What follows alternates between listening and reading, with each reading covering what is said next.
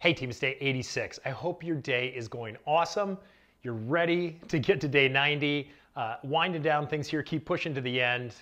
It's gonna be great when we get there. So wanting to get into the goals, but also wanted to talk a little bit about, I had one of the viewers say, you know what, I know it's not super hard to start tracking and things, but in the beginning, tracking food, tracking your sleep, tracking your water, it seems like you're just, tracking. Are there any things from a mindless perspective, like what can I do? Are there just some tips that maybe would help me to eat less without continually like learning my food? And maybe it takes me a month to learn my food. So like, what are some real quick hits that I could do? And we'll go through a little bit of those today. I'm gonna give you 5. There's much more and many more that you can research, but you can also do yourself. But the 5 that I believe help me and truly help reduce or cut calories for you without really thinking, and can overall help you with the caloric goal and just limiting calories.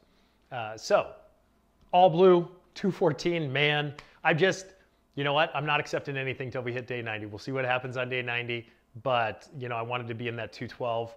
I feel really good. Like I said, I'm lifting strong.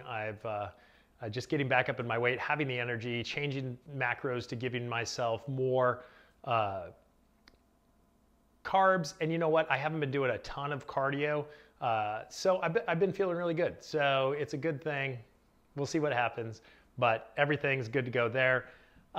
What ways can I cut calories without thinking? So the first and foremost thing that I thought of is like, well, one tip that I've heard about and I've actually used myself is, and it sounds so crazily simple, but it's smaller plates.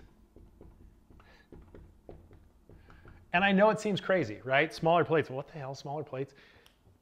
If you think about if I think about when I take my chicken breast and my broccoli, or even when I have fries or chips or burgers or whatever you want to put on a plate.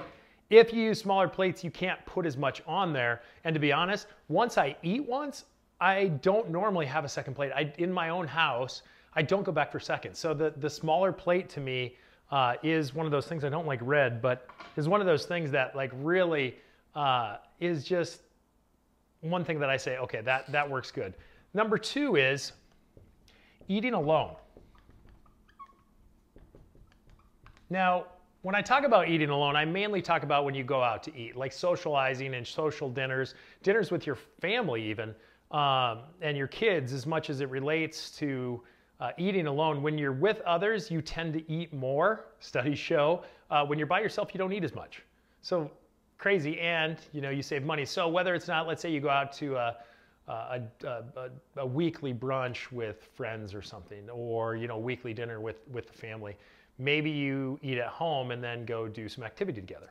I don't know. Eating alone, though, you tend to eat less than when eating in groups. Kind of crazy. Another thing is when you are eating, start with some liquids, or I always say start with soup if you're gonna go out. What this does is, and really make it not a cream-based soup, but try and eat as many of the broth-based soups as you can from a calorie perspective. But when you start with soup, you'd be surprised at how much less you can eat.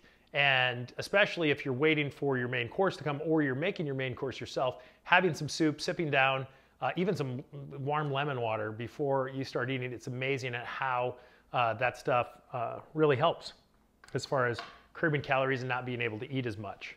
Another thing is, the one that I really like is, it just helps, is putting down silverware. Put down your fork / silverware between bites. Now this is one that I've tried a few times, and I can tell you right now that I am just severely impatient. So like for me, putting that down and chewing my food, for me, it's annoying right away. So I kind of know what I eat, and I know what my portion controls are, and I weigh all my food when I'm at home. And so to me, it's like whatever I put on my plate, I'm gonna do, but even smaller plates helps. And sometimes, even after I've weighed my food and done, I'll go back and eat more. So slowing down when you eat, or actually setting down your silverware in between bites, it's weird, but it gives you that momentary pause, because normally I have my fork in my hand or my spoon in my hand and I'm literally just shoveling. You know, when I was younger and growing up, food was meant to be eaten, and with 5 kids in our family, when food was there, you ate it or you didn't eat, you know? So it's kind of one of the things, or, you know, clean your plate. You know, mom would never let you throw any food away. It's another thing that has gotten me. And with kids, I always called them transient calories, when your kids don't eat stuff, you know, grabbing the stuff off their plate. Honestly, this one is, when you eat slower, it helps you get full. And actually that full signal to go from your gut to your brain. And the last thing I tell people that's not directly related to eating, but it's more related to what you eat, it's clean out your pantry.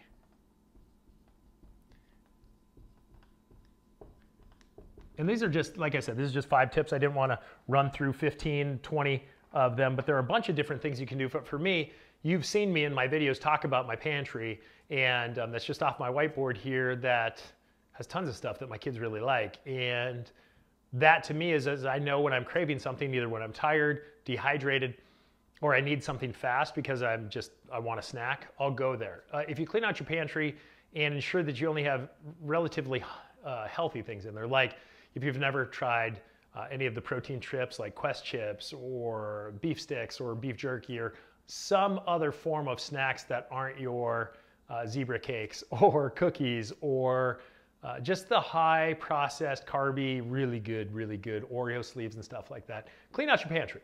And if you don't want to throw those last bit of chips away or those Oreos because like I just can't throw away food, then put them back in back of the healthy stuff. So you got to reach around them, like do something, get them out of your sight, out of your mind. People tend to eat less of them when they do that as well, or make them hard to get. So put them on the very top shelf in the back of the pantry if you don't want to throw them away. And eventually that just takes care of itself. So anyway, I hope this helps. Five things that you can do just to, like I said, cut calories without even thinking. In a way, it's not physically cutting calories, it's just delaying calories, and it'll probably help you lead to eating less over time. So, or less bad stuff with cleaning out the pantry. Hope you guys are enjoying the content. We are almost there. 86 days. Keep it going, you guys. I appreciate the support. If you have any comments, questions, leave them below.